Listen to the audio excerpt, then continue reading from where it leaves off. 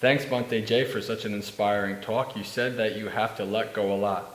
Would you share with us some of your experiences of letting go? What has been the most difficult? How did you do it? Well, I guess I'll start out with, as a layperson, when I started getting into the practice, I started doing this thing where every 6 months I would do a purge. Basically what I would do is I would look at everything I owned, and if I didn't need it, and if I could actually let it go, I let it go. I gave it to people, I threw it away, whatever. I just lessened my baggage, lessened my world, right? I lessened all of that.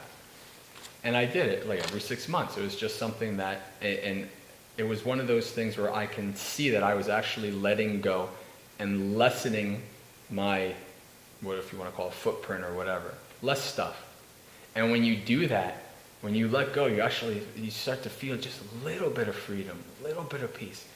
Oh, now I don't have to worry about all this stuff. I can worry about less. So that was, I guess, something that I highly suggest doing. Depending on how much stuff you have, maybe you want to do it a little more than every 6 months, but there's a lot of stuff but one thing that I never did was I observed myself as I was letting go of it.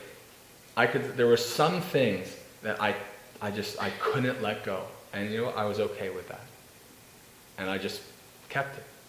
And then 6 months, a year, 2 years later, I can let go of this. So I would say just do that.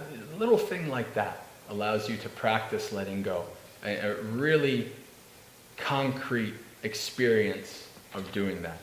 And you're not letting go of, spouses and partners and kids and all these hard things that we get, attached to. We're letting go of physical things, of things that, we don't necessarily need. One of the interesting things, when I first came to the monastery, I was watching myself as I was letting go of my physical books. And I felt, I was letting go of my books. I had all these books I wanted to, but my digital books were going, and then I realized there is such a thing as craving and being attached to digital things, right? So now I have this big digital library. It's not quite the same as like a physical library, but it's still an attachment, right? So you just see all of these things. And so I was watching myself letting go, but then not letting go because I was like, okay, I can let this book go because now I have it digitally, right?